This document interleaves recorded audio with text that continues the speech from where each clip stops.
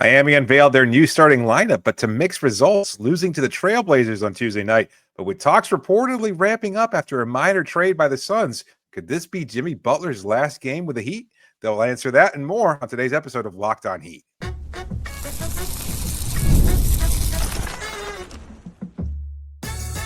You are Locked On Heat, your daily Miami Heat podcast, part of the Locked On Podcast Network, your team every day. All right, welcome to Locked On Heat, your daily podcast on the Miami Heat, whether you're tuning in on YouTube or your favorite podcast app. Thanks for making Locked On Heat your first listen every day. I'm Wes Goldberg here with David Ramil. Both of us are credentialed Heat media members who cover this team every day. And today's episode is sponsored by Game Time. Download the Game Time app, create an account, use the code LOCKEDONNBA for $20 off your first purchase. I have a jam-packed show for you today, recording this on Tuesday night after the Heat's 115-107 loss to the Trailblazers. We'll talk about a comeback that fell short. We'll talk about Bam Adebayo and Kel'el Ware starting for the first time. But before the game, Shams Charania reported that the Suns traded their 2031 first-round pick to the Utah Jazz for 3 first-round picks, potentially setting them up for a Jimmy Butler trade. Those 3 first-round picks coming from various different places. None of them projected to be nearly as good as this unprotected 2031 pick going to Utah there.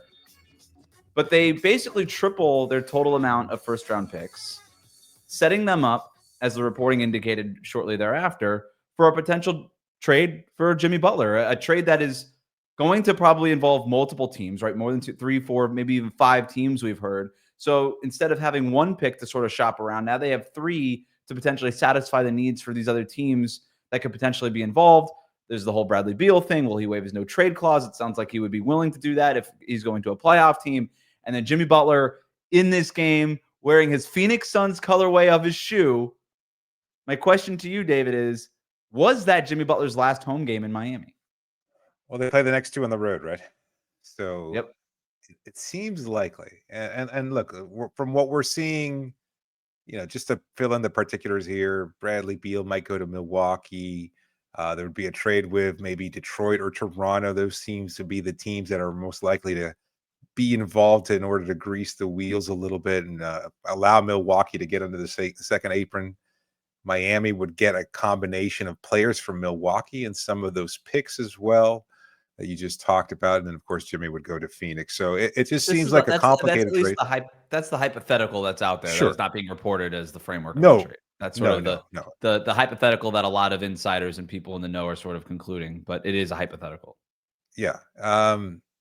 Given all that, I texted you when we heard about it. It just seems like it's just too much has gone on. The first trade, it always seems like that kind of a domino. And we talked about this, I can't recall when, like within the last month or so, that there would always be some kind of trade. Oh, we were talking about it in the Milwaukee sense. Like we would. Right, if they trade Connaughton. Yes. When we see the trade for Pat Connaughton, we know, okay, hours later. Put your fingers up. Put the Windhorse fingers up. Yep. So this seems to be the hockey assist to the trade that will lead to I like that. Jimmy Butler, yeah. And so I just think that we're starting to see things kind of flesh out a little bit. And we've talked about it, for a few episodes now. There has to be a move. This isn't just not palatable for the players in any locker room because there's this sense of doubt. There's a lack of clarity. He's out on the floor. He's playing and not necessarily playing badly, at least not tonight. For stretches, he looked like he was engaged and even active offensively. Not perhaps to his fullest potential, but that's hard to quantify. So we can't knock what he was actually able to do out on the floor.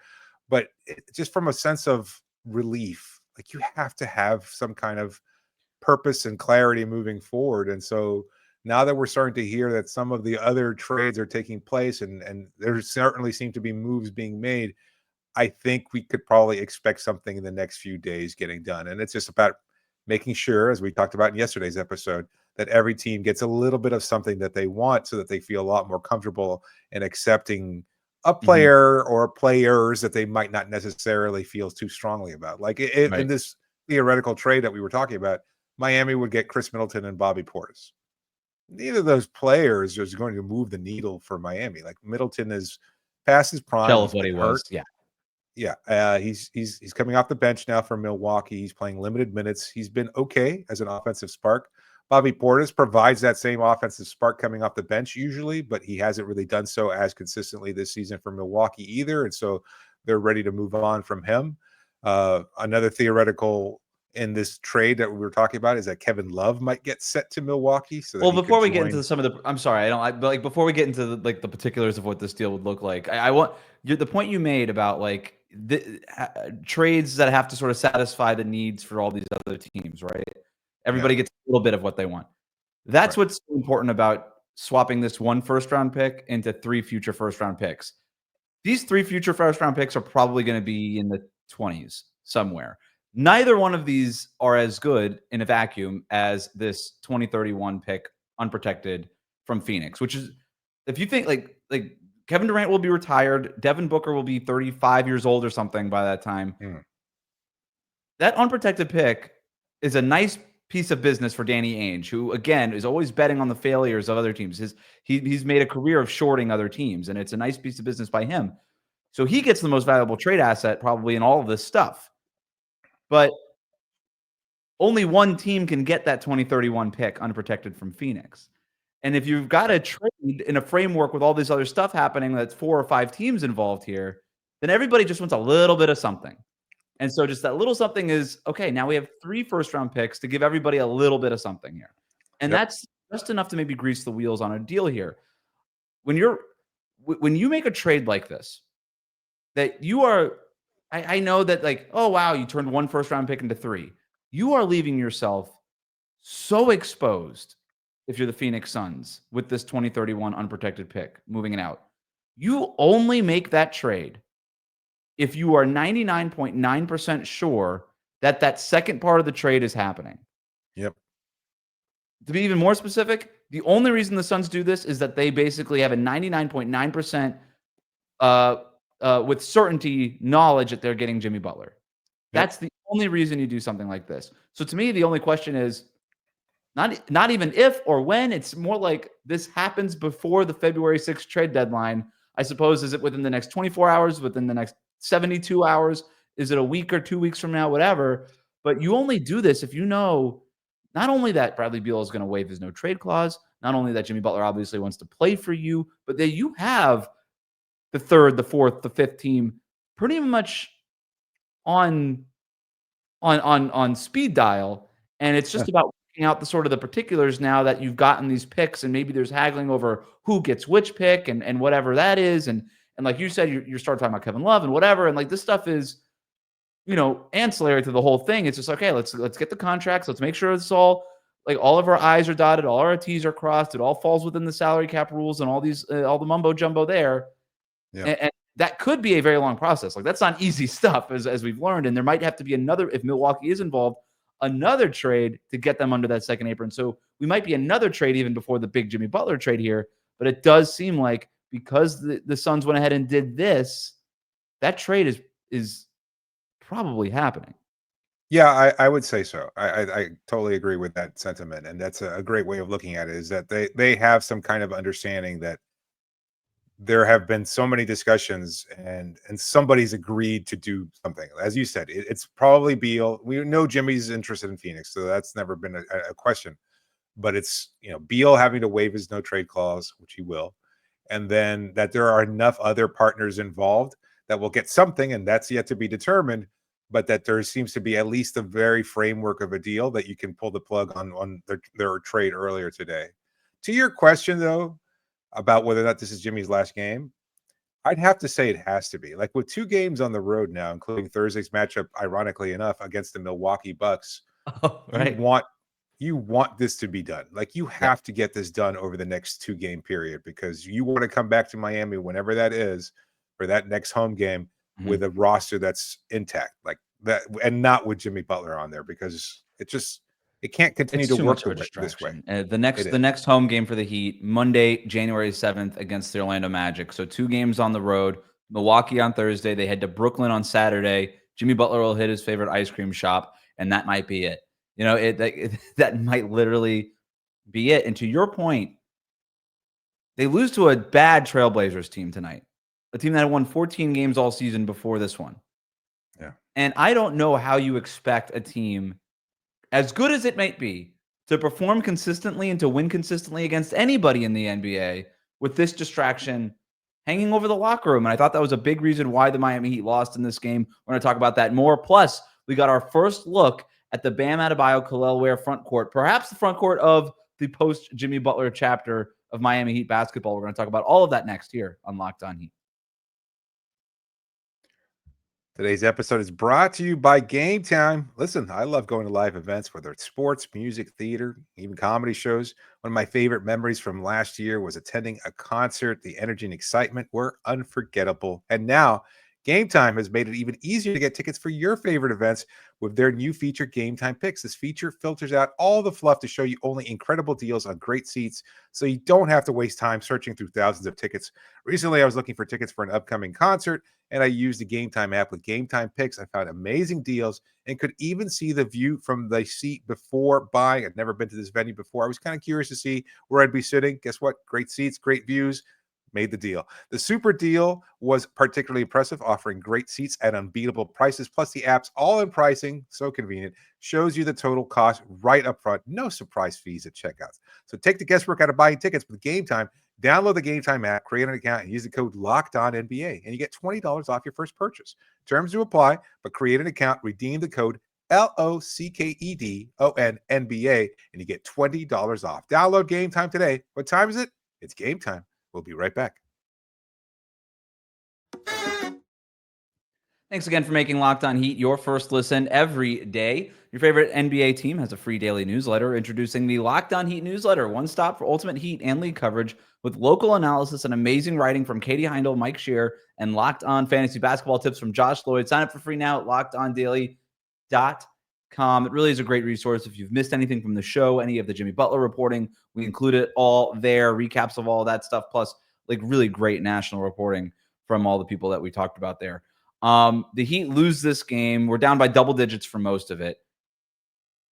Should not be surprising, despite how bad the Blazers are, that this team has struggled since Jimmy Butler's trade request, have not won consecutive games since Jimmy Butler officially sort of filed his trade request. It's just too much to expect any team, even this one, as resilient as it has been over the years, to play well with this kind of distraction hanging over it. But is it that simple? Is that the reason why, David, they lost this game? Is it just that you can't play with this kind of distraction, or did you see something else out there on the court? No, I honestly, I had a hard time kind of determining, even as I'm watching the game, what went wrong for Miami. And it just seemed like it was some kind of unknown factor. And I have to imagine at least part of it was an emotional heaviness and a weight that they were feeling, just having to deal with this day in and day out, sharing the floor with somebody who's not interested in being there, perhaps not giving it 100%. Although, as I said, I think he was playing better than he had been for most of the stretch since, since he, not just since he came back from suspension, but even prior to that, when he played a couple of games and wasn't really much of a factor either. But, Portland, they were a little dynamic. They have a great defender in Denny Avdija, and they were fine. They were able to hit some shots, but Miami looked engaged and awesome in the first quarter. They put up 38 points, and that you're thinking, well, that's a pretty prolific offensive night for this Heat team. And then, of course, in the second quarter, they crap the bed and they score only 17. So it's like, oh, okay, this is a little bit all too familiar. And it's just, I don't know. I couldn't really explain it. Now, we should say, and I don't think we mentioned it before, no Tyler Herro, and Right. That's a big part of it. Without Herro out there, the offense just looked flat. And I know we'll get to this later on, but without Herro, he has been such a release for this offense. When things get congested, when you don't have that spacing, you're down on the shot clock. His heroics, his ability to hit shots from long range, the facility with which he can create offense for himself at this point has been such a salve for an offense that looks so clunky and has looked clunky for a number of years. And without that, well, it was quite on display. Duncan Robinson got into foul trouble. His three-point shooting wasn't out there. And, Alec Burks wasn't hitting from three-point range. Nobody was really hitting from three-point range, but Terry Rozier wasn't able to provide that offensive spark. Bam was okay. I know we'll talk about him later on in the segment too, but, you just weren't getting that kind of production from anybody else. Not until the fourth quarter comeback when Duncan's back out on the floor and he hits a Right. couple threes, and then you get a Kel'el couple shots Larson from gives you a little bit of a spark there. And Yeah. look, they Yeah, missed and they 19 straight 3-pointers in this game. That doesn't was happen if horrific. you have it doesn't happen if Tyler Herro's out there, right? More likely No. than not. That doesn't happen. They also forced 0 turnovers in the first half. And that's what I'm talking about. Strange. It's these little things, right? You look at a team like Miami and you look at a team that stinks like Portland, and you should say, no matter what the distractions are, they should win. The margin for error is so small in the NBA, right? Like, yeah, Portland's no good. They still have won 15 games this year, right? Like, they're still capable of winning an NBA basketball game. And like, there's some good players. Like you mentioned, Denny Avdia. Sure. He's a really good player. Like Jeremy Grant's a good player. They've got some good player. Anthony Simons. Like there's some good players here. But that margin of error is so small that if you're not totally locked in, this is what happens. And when I see them getting into foul trouble early in this game, when I see them not forcing turnovers, when I see some of these offensive sets just get sloppy, when I see them miss 19 3-pointers in a row, even that tells me something else is going on here. And that's why you need to resolve this Jimmy Butler situation as soon as possible. Is as much talk as there might be over, well, you got to be patient. They don't want to take a bad deal, blah, blah, blah, blah, blah. The Heat really want to make the playoffs this year, and they're not going to do it. They're not going to win consecutive games as long as Jimmy Butler is on this roster, because of everything that's hanging over this team and the trade request and all of that stuff. So that's sort of just where they are at right now. Bam was a -22 in this game. He was bad. This was one of the more listless Bam nights that I remember seeing. The effort was not completely there. Frankly, he was outplayed by DeAndre Ayton, which should never happen. No. Kel'el Ware was pretty good. But let's talk about it. It was sort of the Bam and Ware front court debut. I know they started the second half against San Antonio, but this was the first time they started a game together. And there were some questions. Are they going to go in that way? And Spo clearly said, nope, we're going to go that way. After the game, he said, Kel'el Ware has progressed to the point where we had to get him more minutes, whether or not that was coming off the bench and playing more minutes or starting. We needed to get him out there more. Well, he played 38 minutes in this game, 20 points, 15 rebounds, only got credit for 2 blocked shots. I counted 3 or 4, so whatever. Yeah. We'll let the NBA figure that part out. But what did you think about the front court together, Bam and Ware together for the first time as a starting unit? Well, even before that, can I just say to that point of no turnovers, I think you have to find, and we discussed this in the last episode, what happens with Haywood Highsmith. Like, you have to put him out there. He's your best defender. I think we saw it today. He's capable. Yeah, they played Burks. Burks was ineffective. They went to Haywood in the second half. I think that's it. But he only played 4 minutes, and again, that was a big part of, I think, of the inability to create turnovers. Because without a guy like Haywood or Jimmy, and you're not getting the Jimmy of the old. You're not getting a fully engaged Jimmy Butler, and with Bam somewhat out of position, I think you have a number of defenders there that just weren't at their very best, and Haywood wasn't even playing. Well, if Jimmy gets traded, then the path for Haywood getting minutes becomes very clear. Yes.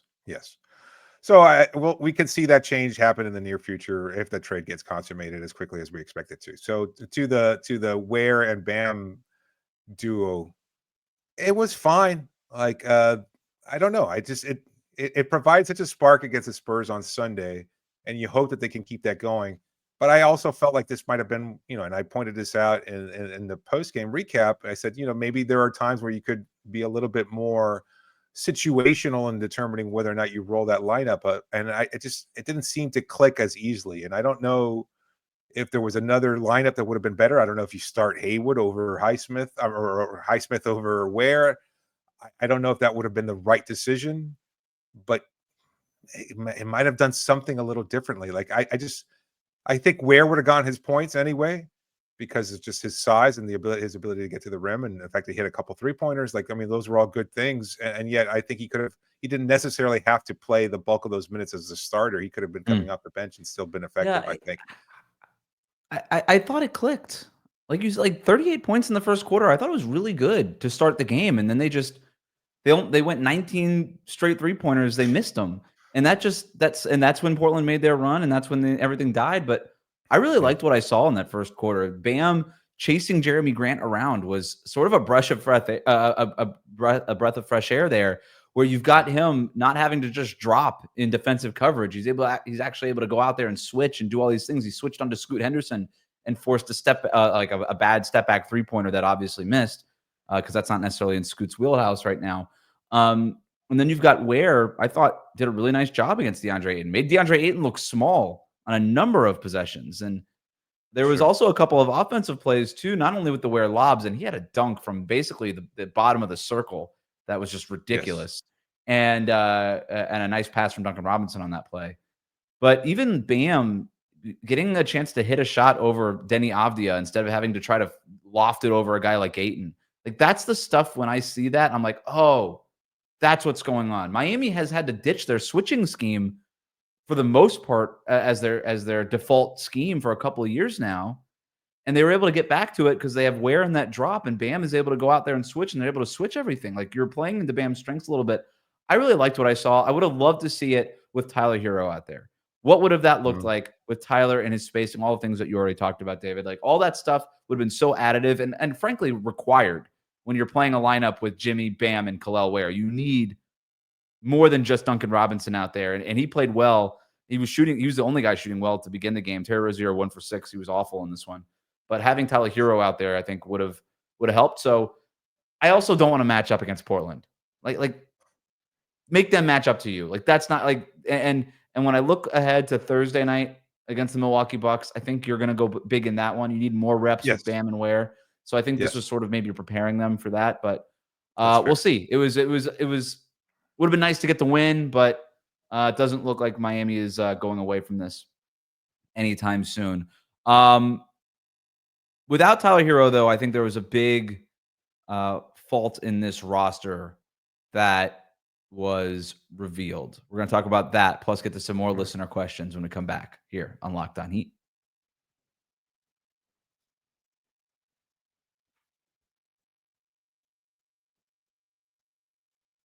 Thanks again for making Locked On Heat your first listen every day. The best way to support the show is to like and subscribe on YouTube. Follow us on your favorite podcast app. We're going to get to our listener questions from the Locked On Heat Insider community. If you want to join, you can do so with the link in the show notes. It is free for 14 days. Goes to $4.99 a month. After that, have had a flood of people coming in and subscribing because not only do they want to ask these questions for our post-game shows, but they also want the latest news on Jimmy Butler. There's more than smoke here. It seems like, as we already talked about, this is going to be happening within the next few days. If you were subscribed to this, you would have gotten all the intel. Everything that we're thinking is going to happen, even after the Shams trade, even before the Shams tweet, before the Shams tweet, all that stuff. So if you want the latest on Jimmy Butler, now is the time to sign up. It's free for 14 days. Now is literally the perfect time to sign up. Let's get to our listener questions, though. This one comes from GX, who writes in, without Tyler Herro, is this the worst roster in the league, or at least one of the worst? Too many low IQ players who are wildly inconsistent. I don't know about the low IQ part, but yeah, a little bit of a side swipe. That's a dig there. Yeah, I can't point to anybody who was a low IQ player. Like Terry is Terry. I don't think he's a low IQ player necessarily. I just think that's his aggressive style. I think Jaime might be the player that you could point to as being quote unquote low IQ, but I totally denounce a lot of young players. Like, let's just replace it with young. I don't know, but without Herro, though, passes there, and he made some turnovers there that I think he could have probably avoided. He looked a step off tonight, and then considering where he had been a couple of weeks ago during the road trip when he was playing and starting, and he looked really great, and he looked like he was making his comeback, and we were both bullish about his ability to kind of turn this around for the rest of the season. He's taken a sort of step back, and well, not surprising considering it's aligned with the return of Jimmy Butler to the starting lineup. So he's kind of finding his own footing. And I think that's part of it too, is again, as I mentioned, you need some kind of clarity. You need to have some kind of understanding of the hierarchy and your place on this roster and what it's expected of you. And it seems to change from game to game. Even as they're rolling out this new lineup, Haywood goes from starting and playing major minutes and being a huge factor to not playing at all. So these things are going to be kind of up in the air. As far as being one of the worst rosters, no, I don't believe that. Like, I still think that they're a fine roster. Like, they're not great. You're missing their top scorers. Bam has taken a drop, obviously. And despite all that, I still think that this is a good enough roster to win. They just don't. And maybe that's a fault of mine. And I should say, well, point to the results more than anything else. They've just been inconsistent. But, they've been inconsistent over the last few years, and they've still been able to parlay that, for better or for worse, into postseason success. Maybe a lot of that due to Jimmy Butler. No, but I think it's fair. Like, if you don't have Jimmy on this team, and assuming that you get a couple of role players back, let's just, we don't have to. We could just fill in the blanks later.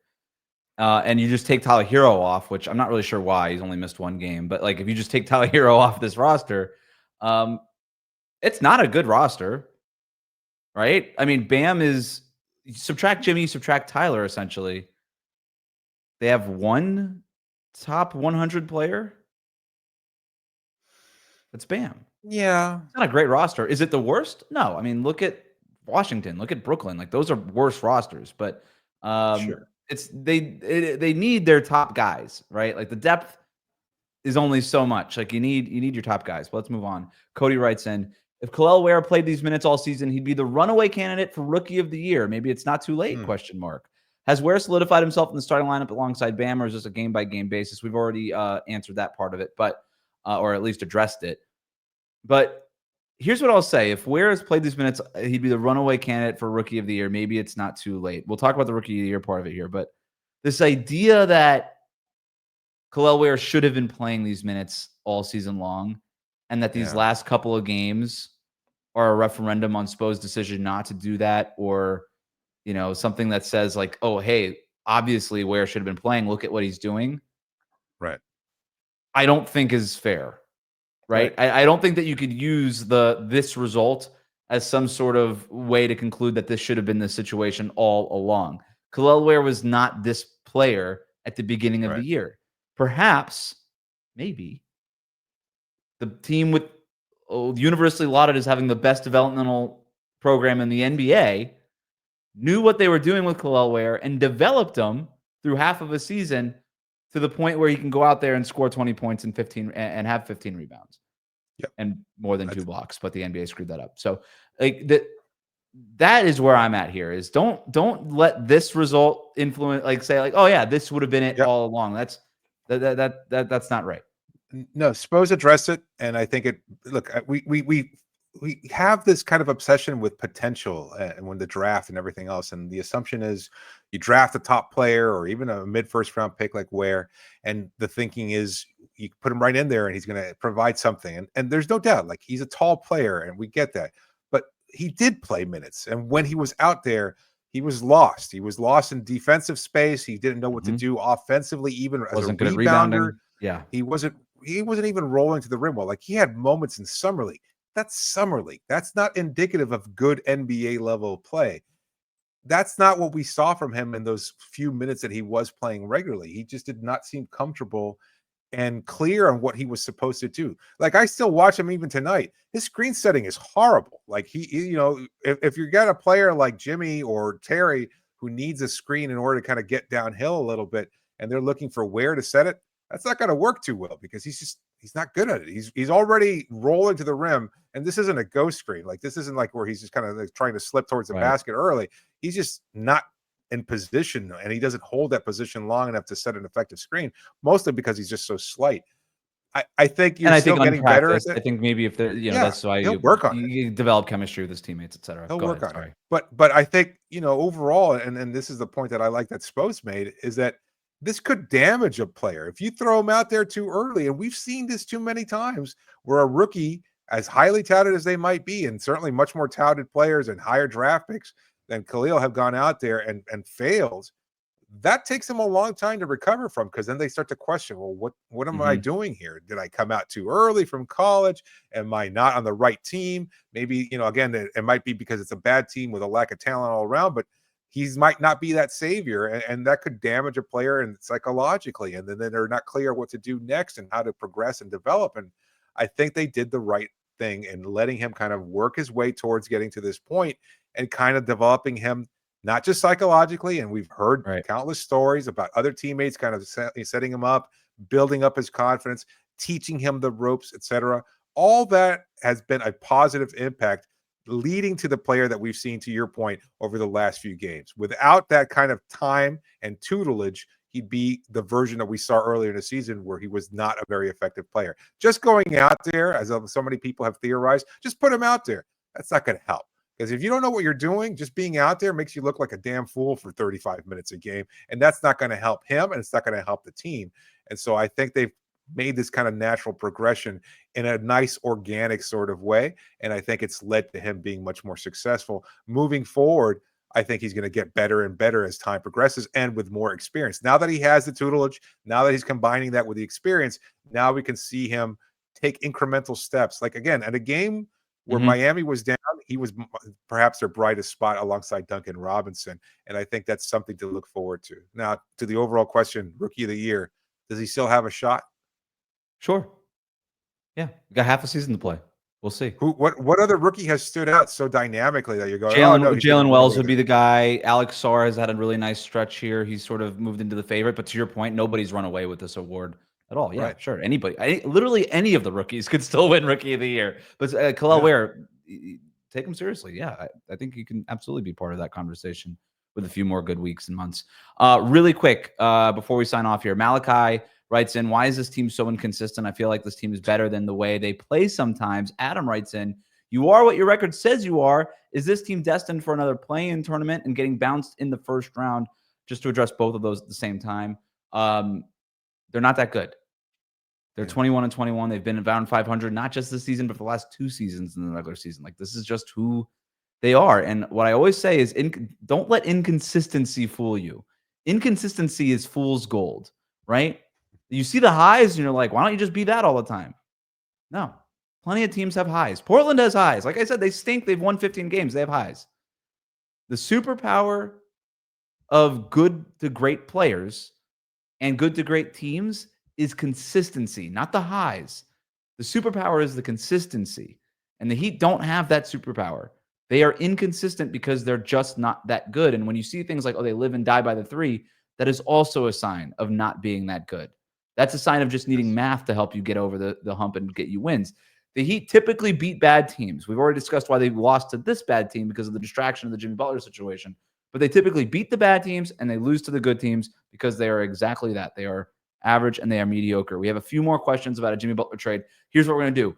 Bonus episode. We're going to do that right after the final credits here. But for now, thanks for making Locked On Heat your first listen every day. Like, comment, and subscribe on YouTube. Follow us on your favorite podcast app.